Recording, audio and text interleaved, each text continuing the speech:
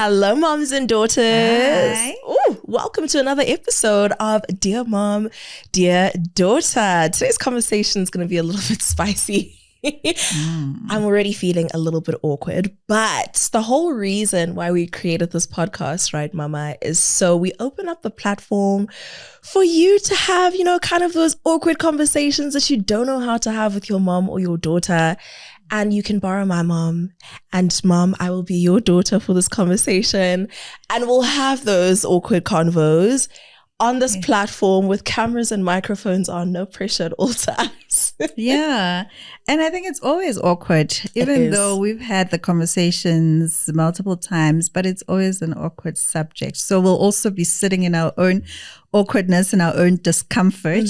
Cringing a little bit. But pushing through it the whole episode. Absolutely. So today's episode, I'm sure you already saw when you clicked on it, we are talking about the birds and the bees. Okay, we are talking about sex, a baby, and how to have the talk. Did you even have the talk with your mom? What was it like? Do you know, or maybe mom, you're trying to find a way to approach that conversation with your daughter or your teen. Are you ready for it? I know it's probably scary. How was that moment, mom, when you were like, ish, my girl, she's starting to come of age. The chat about boys is going to become a real thing. And she's probably going to start being curious about sex, probably like whispering about it in the corridors with her friends. What is that like when you had to have that conversation with me? I think it doesn't even hit you until you actually now have to do it. Yeah. So you forever see your little girl as a little girl. Yeah. Until perhaps her period then comes. You're like, oh, and you're never ready. Yes. It always comes as a surprise. You know it's coming, but when it actually arrives, it comes as an absolute shock. That's so crazy. It's funny that you made that example because I remember the day my period came and I was like sitting down in the bathroom and I screamed for you and we both looked at each other like, and we're like, and I'm like, you can't be shocked. I'm shocked. I don't know what's going on.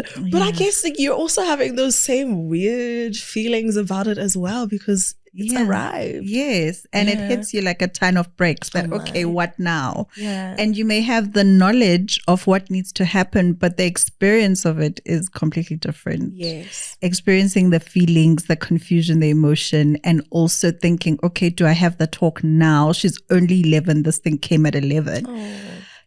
How much of a talk do I have? Or do I just speak about personal hygiene around this monthly visitor? Or do I take it further about boys? Like, you're not sure where to pitch it. And it's a very confusing time for moms trying to figure out how much to say and when to say it. Yeah. So I was right there in that boat. I can imagine. I didn't know what I was doing, but I knew something had to be said, something had to be done. And I had to plan also that, okay, fine, she's 11 now and the period has just started. So, when will I have the birds and the bees and the sex and the full on talk? So it had to be incremental, but it's tough. It's tough. And that's exactly what we're going to be talking about this episode. When and how to have that conversation. Again, we don't have all the answers, but we do hope that we can hold your hand. When you have the chat and maybe give some guidance. I want to talk about the first time we properly had the birds and the bees conversation. So when my period started, I was 11 and I'd already had these talks at school. I think it was called FAMSA. And these ladies would come. I went to a co-ed school for primary school, so the boys would have their own chat and the girls would have their own chat, and we'd sit in circles, and this very educated sort of counselor would come through and speak about the vagina and the penis, and you insert here, and this is what a condom looks like, and this is what it was. Very jarring as a grade 5. So I'd already kind of understood what was going on with my body when my period did start, and I think you were very instrumental in it. Like, I think you were very gentle about it. You were like, okay, like, this is gonna happen every month, like, do this, try this, but that was okay. When it got awkward is when I was now in high school. We now had to graduate to talking about sex finally. And I think with a third party, it's kind of feels okay. It's still very awkward because you're in a room with your friends and this lady's like showing you all these anatomical images and everything, trying to explain this thing to you. But now having the conversation with your African mother is so awkward.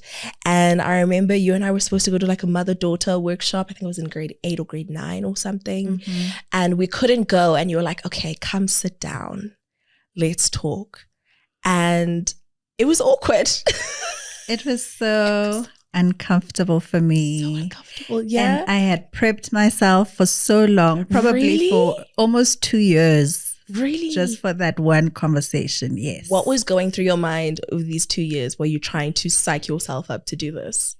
Well, firstly, it was how much do I say? And if I'm saying it, do I give it life? Am I now encouraging it? Yeah, well, and I think, am I saying, okay, you can actually go and do this? And also you talk about, sex, and you talk about choices. So we have to actually go on an exploring type of journey. So I wasn't, again, where to pitch it. Do I say no sex before marriage and that's that? Or do I say this is how to figure out if you're ready for sex? And if you do have sex, these are the consequences or potential consequences, and a whole variety of them, from the biological consequences to the psychological, emotional, etc. consequences. So where do I pitch it? What do I say? Of course, I don't want you to have sex before marriage. But is that really helpful? Is that realistic? Like, why don't you want me to have sex before marriage? We are both. Yeah. And I mean, I can tell you about our Christian values. I can tell you, but realistically, is that really going to be possible? What if you go off to university and you fall in love and, and you're moved by your emotions and your body's moved by all these emotions? Okay, girls. Your head needs to step in. What you've been told, your decision making around sex needs to be one purely yours and not pressure from somebody. And it needs to be an informed one, informed by actual thought points. So this was the tension for me, I remember exactly which approach you took. Okay. Maybe we'll tell the viewers. No, I remember which approach you took, and I think I really commend you for it, because I now have the conversation with, when I now got to university, I'd had the conversation with my girlfriends, and I'd be like, girls, like, what was this chat like? Like, what did your mom say? Did you have the conversation? What was it like? And when I explained what my experience was, from that conversation, I remember you telling me about the consequences. You said, A, B, C, D, this is what could happen. You could fall pregnant. Are you ready for that? You could potentially catch a disease. Are you ready for that? You could possibly get hurt by this person. Are you ready for that? So as long as you have thought about all of the consequences and the outcomes of that decision, and you feel that you are prepared and ready to deal with whatever outcome, then you might feel that you're ready to make that decision. And I love that so much, because it was still really scary and uncomfortable, and extremely uncomfortable. But I almost felt empowered by that, and it made me think about it differently, and not just like this naughty thing that one shouldn't do, because it was very contradictory. I went to an all-girls Catholic school for high school, and the messaging there was entirely different. We watched these YouTube videos in RE, mind you, religious education. It was a class that we did. And our religious education teacher made us watch these videos. I think the YouTuber name is Pam Stenzel. Go look at her videos if you're feeling brave enough. But it was basically this woman who would go around to schools, terrifying and traumatizing these teenagers about how if you 100% even look at male genitalia, you will get pregnant, and you will get a disease, and you will catch HIV/AIDS, and you will do this. Like, if you even look or even think about the word sex in your mind, like, your life is over. So that was the messaging from school. There was a lot of shame around it, a lot of it was and even it was a dirtied word, sex, and especially targeted at around women. So if you're a woman who has sex before marriage, you're almost shameful and less than and not complete, you know? So I think having that conversation, then putting it, like juxtaposing it, juxtaposing it within the conversation I had with you, I was like, okay, wow, it doesn't have to be this shameful thing, but it's a life decision that I will have to make. And as long as I'm ready for whatever outcomes, good, bad, ugly, if I'm ready to deal with them, then, which is a big decision, but it is. And really, as young people, you should avoid sex. Because remember what we said about brains not fully developing until like 25. age 5.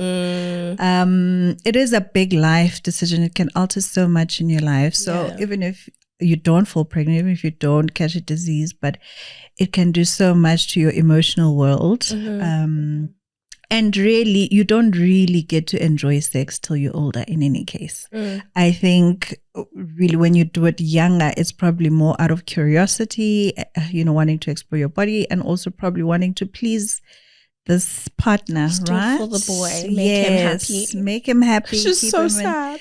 And boys have different physiological pressures to us. And so they're always out for that. And a lot of the time our girls are pressured, and they feel in order to have real intimacy in this relationship, there must be sex involved, which really isn't the case. So really there isn't much benefit to sex when you're younger, honestly, and it really should be avoided. But as a parent, you always have to make sure your child is prepared, and you have to be realistic about the life they live and the influences. So you've got to have both ends of the conversation. And this was, the conflict for me, that I really don't want you to have sex. And like you've said, the messaging at school is quite clear. Am I now diluting it by giving you this type of empowered thinking that should you have these thoughts either than no sex before marriage, this is how to navigate your decision making. So it was that. If I'm telling you this, am I saying go ahead and have sex? Like, do it. Yeah, because I think I know everything and I can handle it, and then but then also if I don't say it, it's actually a bit harmful to you, because then how are you going to know what you don't know? So tough. It's tough, right? I think what you said there about feeling scared about whether talking about it feels like you're encouraging it is probably an experience that a lot of moms have, especially Black moms. I don't know what it is, but I've had this chat with my friends at length, and I've noticed there's a difference between how the white girls were spoken to about sex and how the Black girls were spoken to about sex, the girls of color. And chances are, if you're a person of color, you probably never even had the birds and the bees conversation with your parents. And I always wondered what that is. Why is it so difficult for Black families to even talk about sex and to even talk about it? It's almost like if you even talk about it, it's like you're encouraging it. You're saying, yes, go do it. But there's so many unspoken things, and chances are, like, just because you haven't acknowledged it in your brain as a real thing, your teenage daughter or son is still gonna do what they want to do. Or like you said earlier, the outside influences are still going to have an effect and an impact. So that's exactly it. Sex already exists in your child's mind. Yes. Whether it's through school talks or talks with friends or whatever, it already exists. Pop culture. It already exists in your child's mind. And they know where they came from now. They know that you had sex with their father. Which is such an icky thing to think about. Like, sex already exists in their mind, and it exists in yours. Also, you might hold that this may happen, but it just, if it remains unspoken, it'll go away. And I think, in our culture specifically, we struggle with vulnerability in general as the Black community or people of color. Like, there's so many things that we don't talk about because you don't want to open up. I don't want my child to then ask me, so when did you lose your virginity? It's like, I wanted to ask, how did you know you were ready for sex? Did you only have sex when you were married? Did you, we don't want to go there, and we don't know where this conversation is going to go. Yeah. And in general, also, we just struggle with opening up, with being vulnerable, and just having these types of conversations we're having, or just looking your child in the eye. And, we struggle with it. So I think that's where that came from. I never had the birds and bees I was talk. about to ask you. No. It was never brought up with your parents? You never? Never. Really? Even when I had my period, I was at my aunt's house. And my mom heard from my aunt, and my aunt gave me all the apparatus. And I got home. My mom said nothing. She didn't even address. She didn't even say, "Oh my word, I heard." She nothing. said nothing. And that was it. That was it. Did you ever have it maybe with your aunt? I mean, my aunt did tell me it was going to come. She asked me if I had a headache. Do I want Panado? And it was going to come every month. And that was it. Oh. And then also I overheard her telling my mom that, hey, it's a klesha in Kintomia. And that was all I heard about it. Oh my. Yeah. And then when I got home, nothing was spoken. I mean, we did speak about it in later times, where she would ask, does this work for you? Would this work better? Try this one. Yes. Yeah, that was all. But like you're talking about the grocery list. Yeah. Yeah. There was no birds and bees talk. Even later, there was no birds and bees talk. I went to university. There was never any talk about sex. There was even when she knew I had a boyfriend, there was no talk about sex. Really? Nothing. I've never ever talked about sex with my mother. She was just hoping for the best. She was just crossing fingers the whole time. I guess wow. so. And I think it's school? exactly that. At school, we did have a talk. Also, it was no sex before marriage, and it was such an emotional talk. I remember myself and my friends crying a lot. You were crying? Yeah. Why? Because it was so emotional. They made us sign commitment slips. Yes, pledge to no sex before marriage. And we were like, we're gonna save ourselves. Oh my! I just know they didn't have a similar no sex before marriage pledge at your brother's school. So this is always the thing for me. I don't think they did. Exactly. I can almost guarantee they did not. They did not. Yeah. And I went to an all girls school, so it was just us girls. And then you wonder, who are all the boys sleeping with? Do you know what I mean? This is the reality that you really have to face as a parent. Encouraging the boys to do their thing and be boys and be a man, but then shaming the girls. It's so imbalanced. It's a whole other conversation. Yeah. And I mean, my mom didn't have the birds and the bees talk either. With her mom either. So you and I, the first generation, certainly in my family, having a birds and bees talk.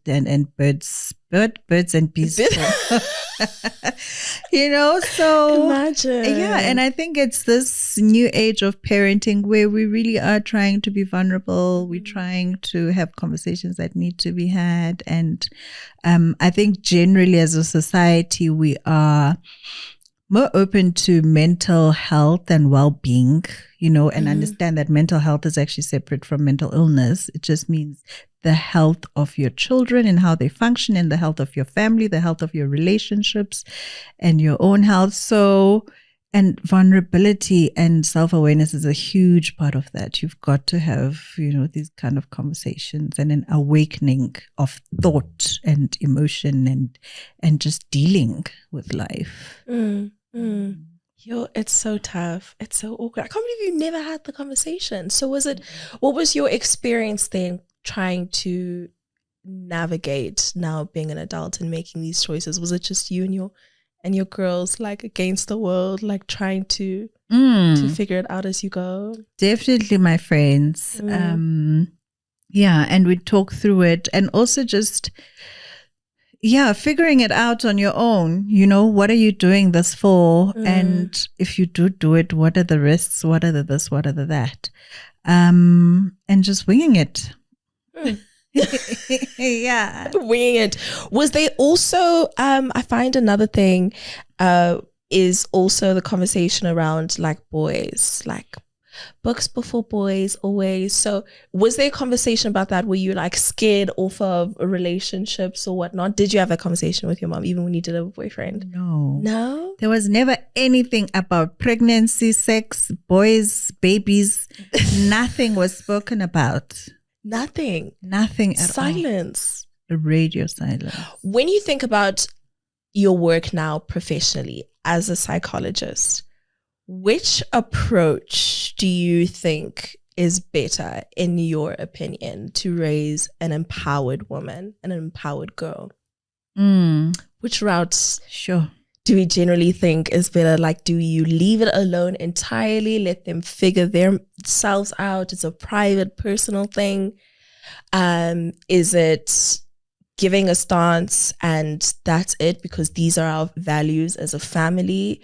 Or is it, okay, this is how you make the choice if you want to make the choice? Like, which is harmful and which is, the better choice? It's definitely harmful to not say anything about it, right? Mm-hmm. They can absolutely go on and figure it themselves out, but you don't know which way that's going to go. Mm-hmm. For example, just thinking about contraceptives, I know friends of mine who were just put on contraceptives without any conversation. They were literally just taken to the clinic and that was that. And also sometimes you may know that if you have sex, you may have a baby, but if it's not spoken about, it doesn't really awaken in your mind. I've heard so many people say, I didn't think I would fall pregnant. They're having sex and unprotected or protected, condom broke or whatever the circumstances, but they've had sex and they're shocked that they fell pregnant. What? Because when something is spoken about, something awakens in your mind. Even you hearing yourself back. So even in a conversation, even if the words have come out of your own mouth, just you hearing those words does something to your psyche that really awakens. It really cements the knowledge and you become a lot more aware. So this is why talking helps. Even with your problems, even just generally thinking through a big decision, thinking through, the more you talk, the better it processes and the clearer it becomes. So it not being spoken about is very harmful because then your child can just be doing things unaware, just not conscious. Not fully informed. Not fully informed, not even thinking about it. They may know something, but it hasn't resonated. It doesn't really sit in their active mind.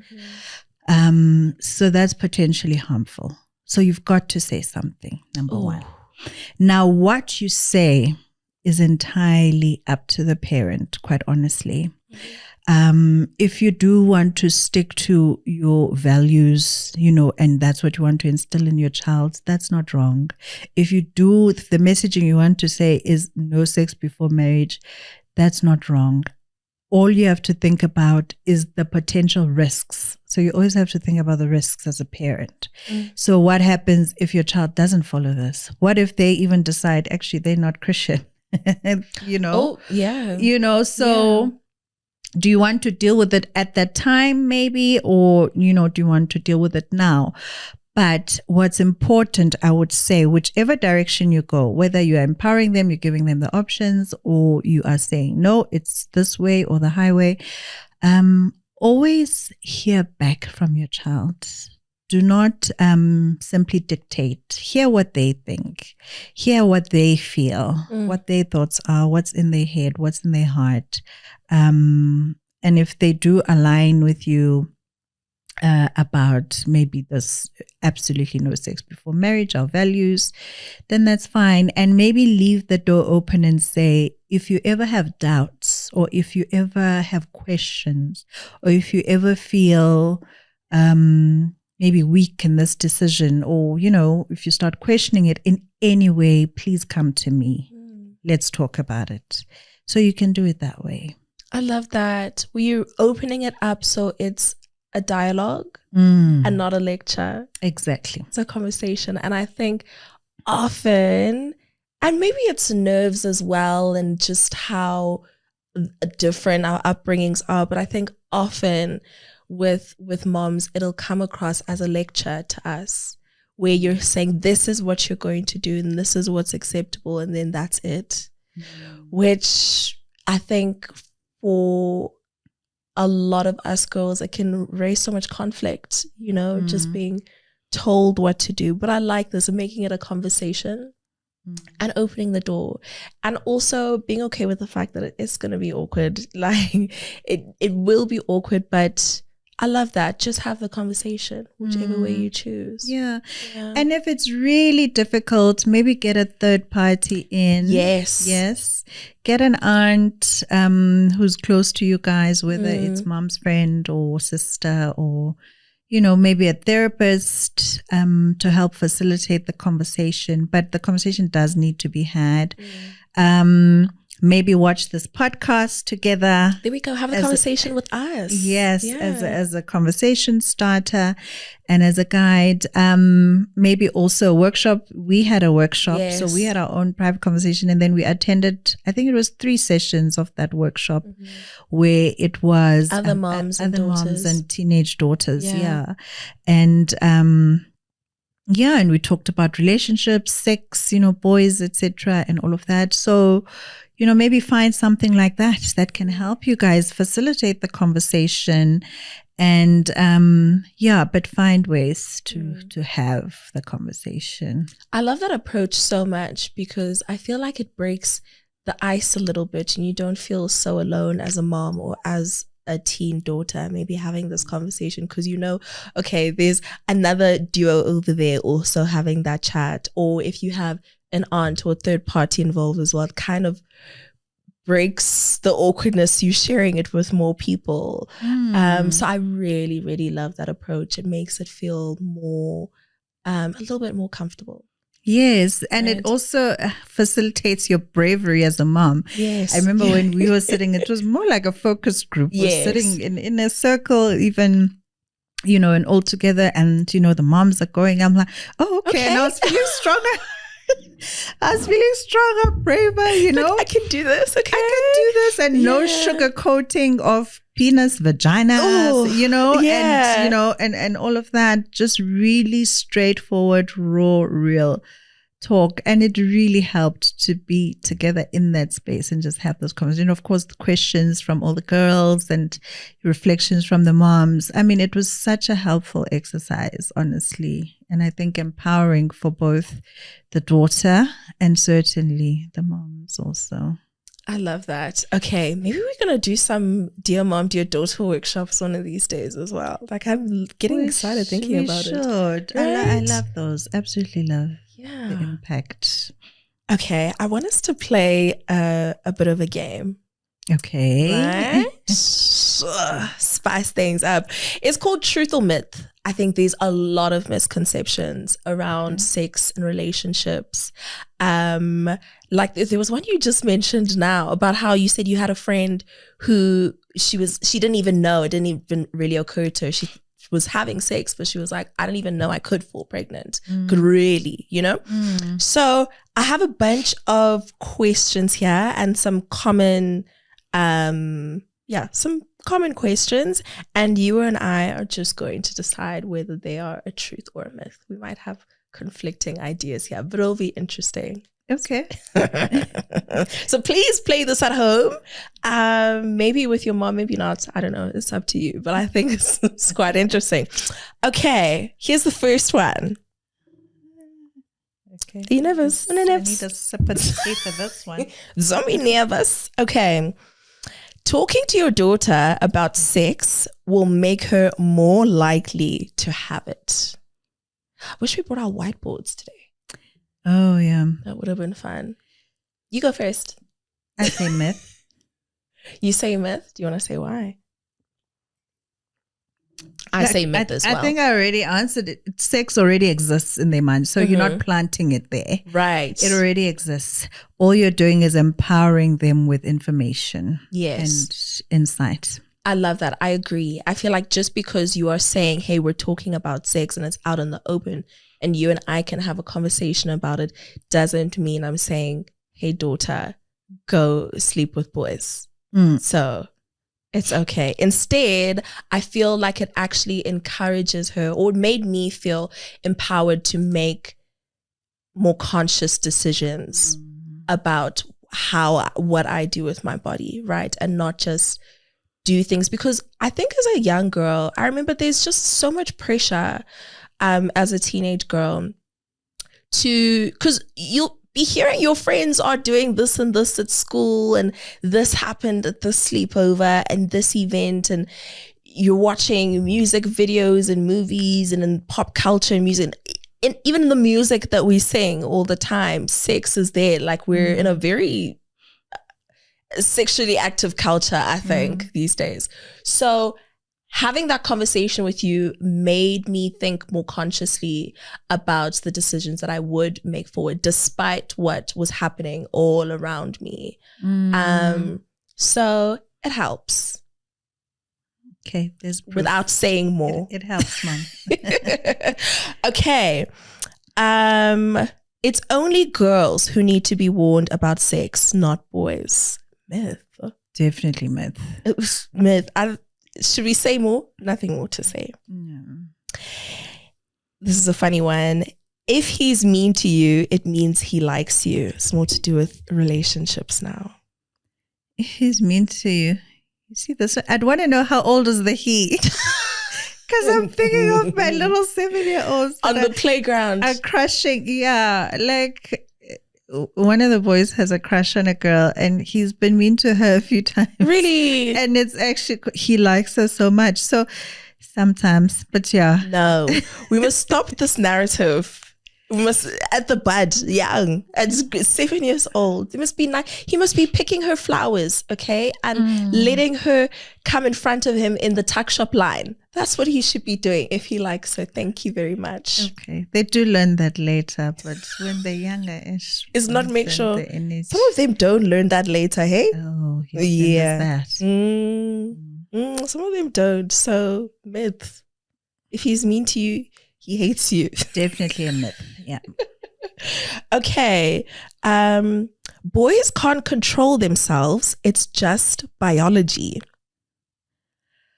They can control themselves. It's perhaps harder for them to control themselves because of their biology. Oh, okay. Layered answer. Certainly a myth. They can control themselves. They can, right? Yes. Thank you.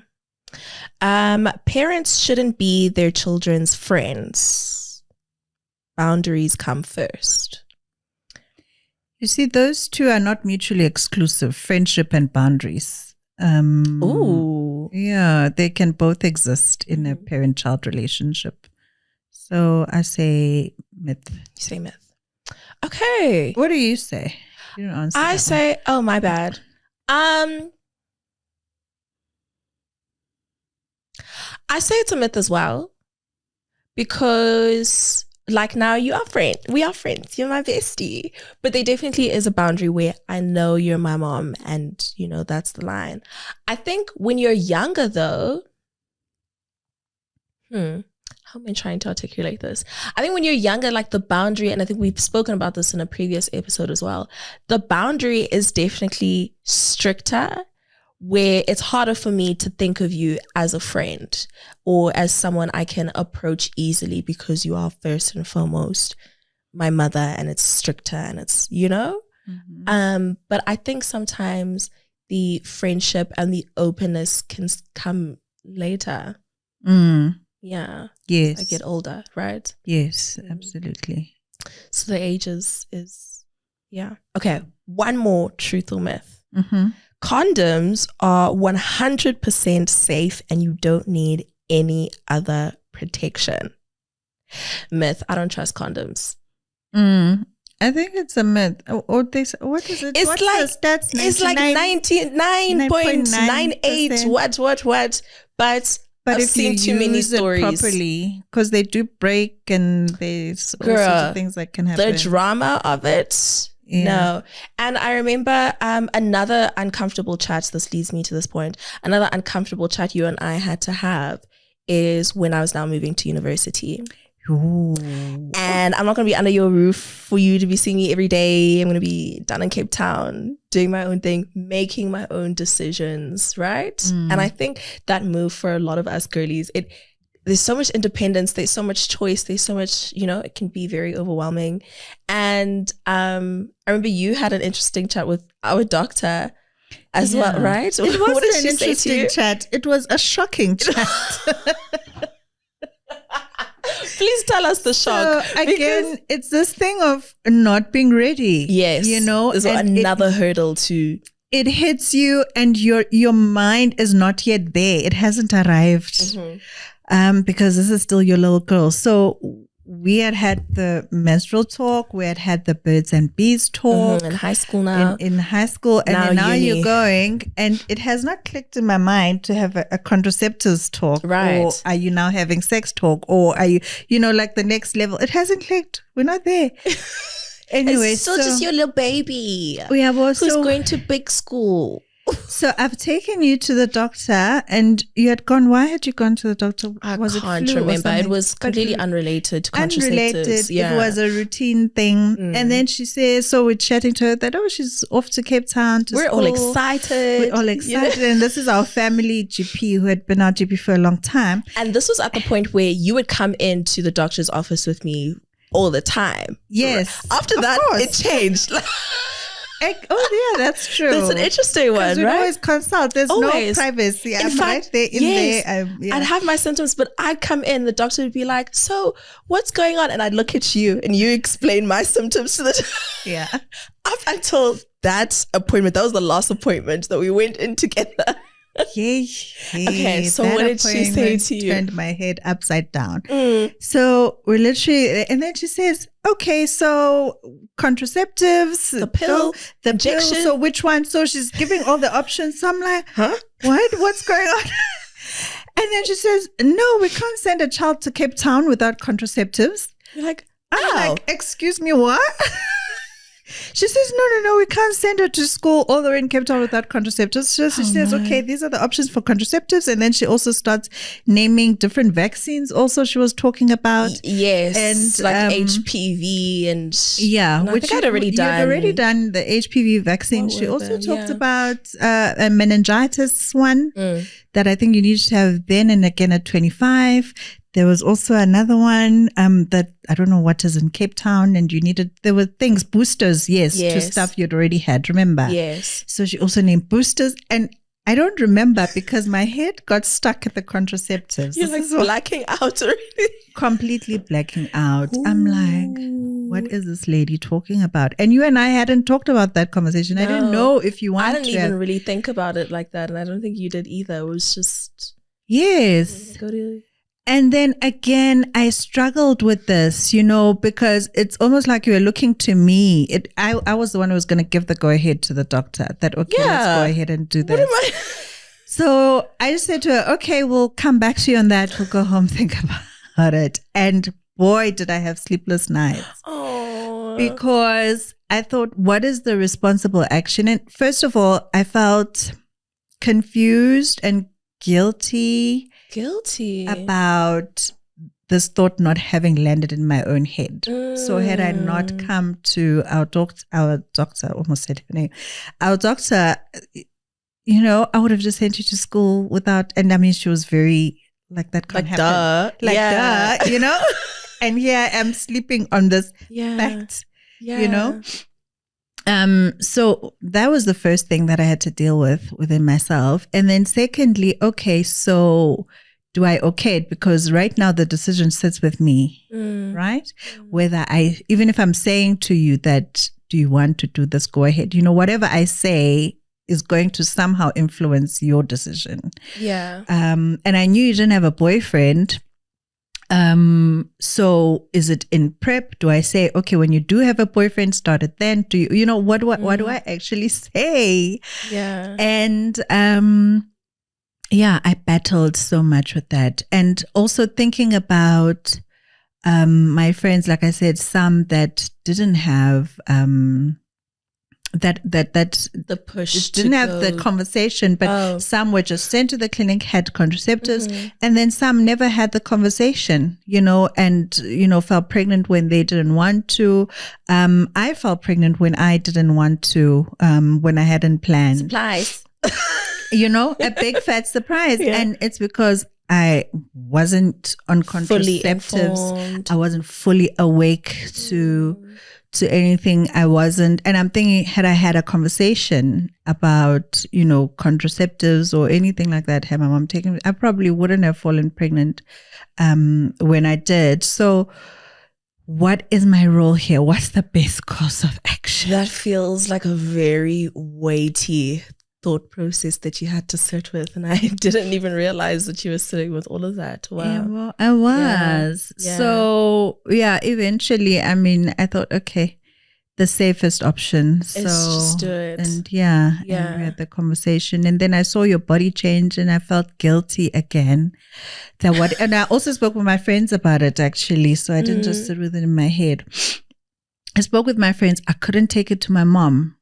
You couldn't talk to your mom about it? I couldn't. I considered even it. As an adult, it's not even about you. Like, even as an adult, I could. Like I've said to you, we've never had a talk about sex, my mom and I. Not about my sex, not about hers, not about you, not about anybody's sex. That is so surprising. I thought about taking it to my mom, but I just couldn't. It was too awkward to you didn't have the words to approach her with it. Yes, and my mom struggles with vulnerability, and I'm often too much for her with my, openness and just the person I am, and also with my training. She finds it overwhelming at times. Doesn't know how, yeah. So I was like, let me spare her. So I spoke to my friends.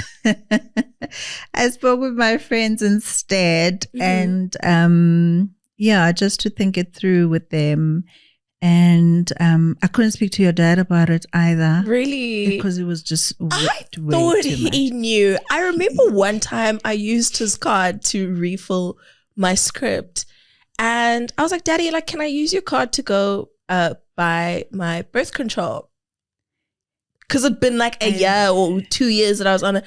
He was like, your what? I'm like, birth control. He's like, for what? I'm like, for control of birth.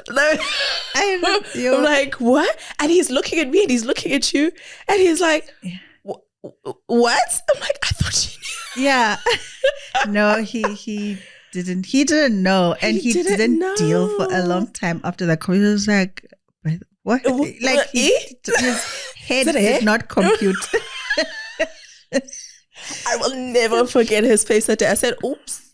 Oh, I thought you knew. Now that's for control of birth, Buddy. What are we? No, he just was like, oh, so she's on birth control. I'm like, yeah. So I then told him how that happened also in my head. Chat. And how I told him. And even then he had nothing to say. Like, it was just too much. Like, okay. Oh, man. Yeah. But girlfriends are the best, man. So that's who you went to and you're like, what do we think, girls? That's who I went to. And we thought it through, and they also, I think, their own personal reflections. So even the ones that were taken to the clinic actually appreciated that, because we saw a whole lot of our other friends go through really unsavory stuff. Yes, and you have one less thing to think about as a young adult. A lot of abortions also had happened in our friend group, and it became very clear that this is a reality. People will have sex, okay? Yeah. And the ones that didn't go through any of that were the ones that were taken to the clinic by the parents, and they just stayed on birth control. So that's what guided my decision. Yeah. I remember actually when you did. Now, well, I can't remember if I was waiting for you to make the decision, but like, if you tell me to do something, I'm just going to do it, girl. So I remember the initial conversation with our doctor, and I was like, oh, okay. But I guess you can't send a child to Cape Town and not, do all the things, but like, okay. And then one day you were like, okay, you're going to Dr. Lorna tomorrow. I've set you an appointment and you should go talk to her about the pill and contraceptives and whatever. And you also and talk to her about drugs also. Oh, yeah. Oh, I said that. You're going to the doctor tomorrow. You're going to talk about drugs and talk about the pill. I said, okay. And then I went and we spoke about it. It was awkward. And also what took me back is I was going by myself. So it was like, okay. Now that's the level we're at now. Right. First time, yeah. Right. I was like, okay. And then I came back, I got the script, and then I was just on it. I never had to think about it. I think for a second, there was a moment where I felt dirty. I felt like it was an implication that everyone thinks that I am sexually active and will be sexually active as soon as I land, which for me wasn't even a thought, right? So I was like, oh, okay, like, you know.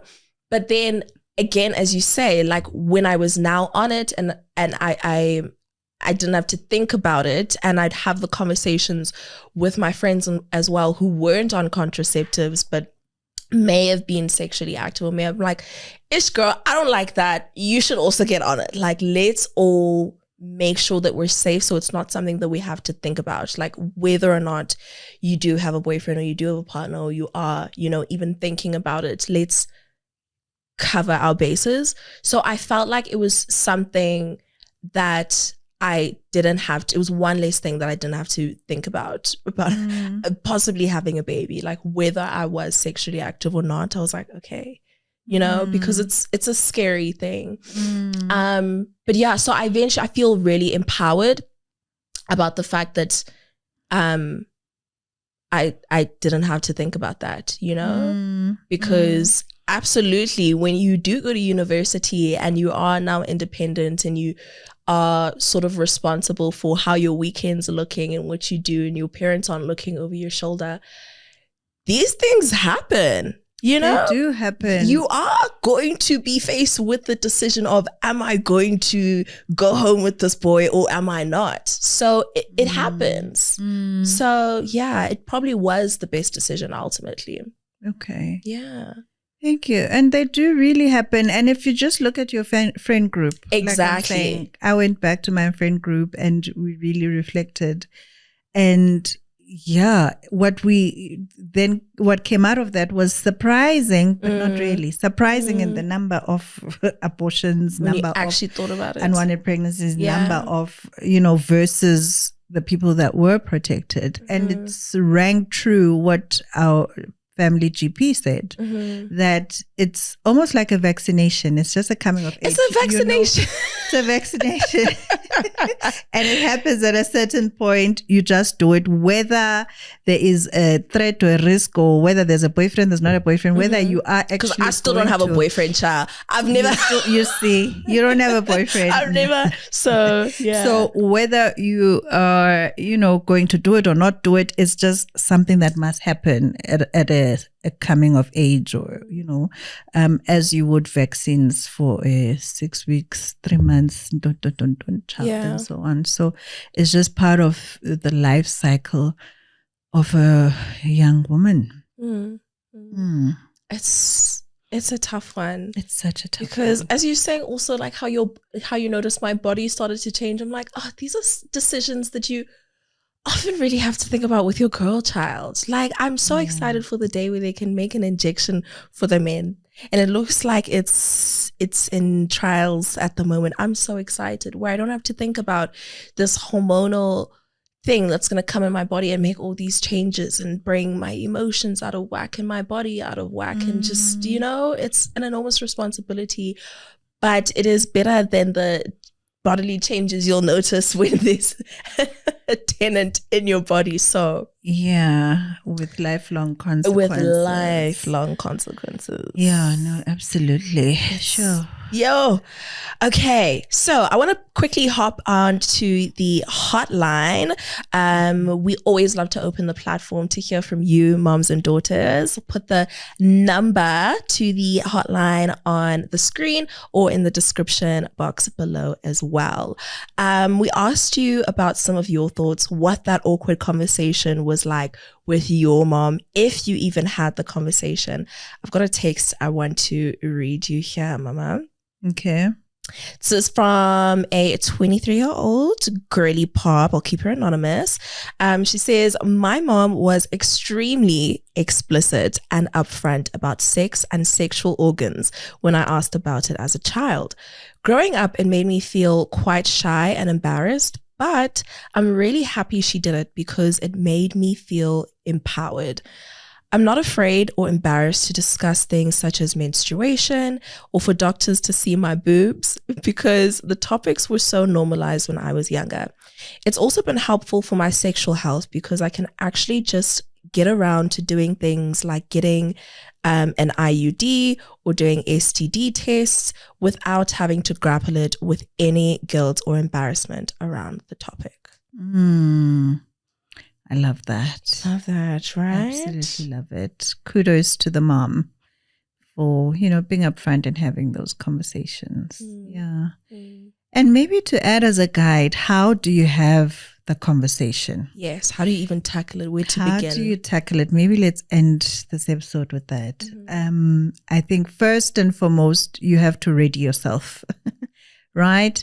So ready yourself in the sense that calm yourself, manage yourself, and be intentional about the conversation. It can't just be a by the by. Maybe now if something has happened, hey, when was our meet out? Right. When now you've gotten into trouble, you got caught with a boy somewhere. Now, you see, or you snuck out of the house, then it becomes, a reprimand, and threats and, those kind of things. Was our meet out? No, it needs to really be intentional. Set the intention and calm yourself, manage your emotions, and then be ready for the responses because, like you said, it's a dialogue. You're not lecturing. So you will get feedback. You may get uncomfortable questions. Be ready if your child asks, what about you? When did you know? When did you lose your virginity? And if perhaps you had pregnancy before you actually planned, if you had an unplanned pregnancy, be ready to confront some questions, around that, and be ready to be vulnerable around your experience around that, because this is how children learn. This is how they will really take in what you're saying and really reflect, and not you being defensive and all of that. Just really be vulnerable. And and if you are unsure, it's okay to say you don't have the answer yet. It's okay to say, I'm not comfortable talking about that yet with you. Is it okay if we leave it for another day? Setting a respectful boundary, a soft one. Yes. If you're not ready, mom. You won't, with the questions. It's okay to say, for today, this is all I can manage because this is so hard for me. Yeah. Can we try another day? And maybe I'll have, better answers for you.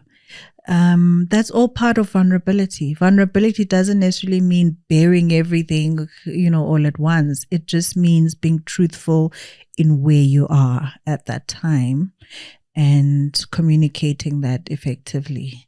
So, just be ready to have an open and honest conversation. And part of that, if you're not comfortable, you let your child know that, can we get back to it when I'm ready? That sounds approachable. It sounds possible. It might be awkward, but like we said, an awkward chat is better than no chat at all. And hopefully we can help our girls feel more empowered and safer, and can have open dialogue between mom and daughter. And less ashamed. Yes, and guilty. That is the hope. That is the dream. Oh, okay. We survived that one, mommy. Well done. We did.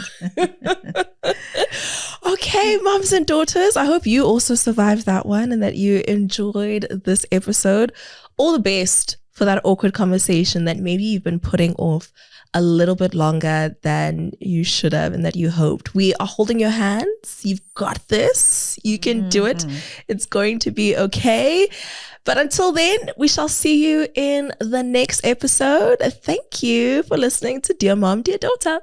Bye. Bye.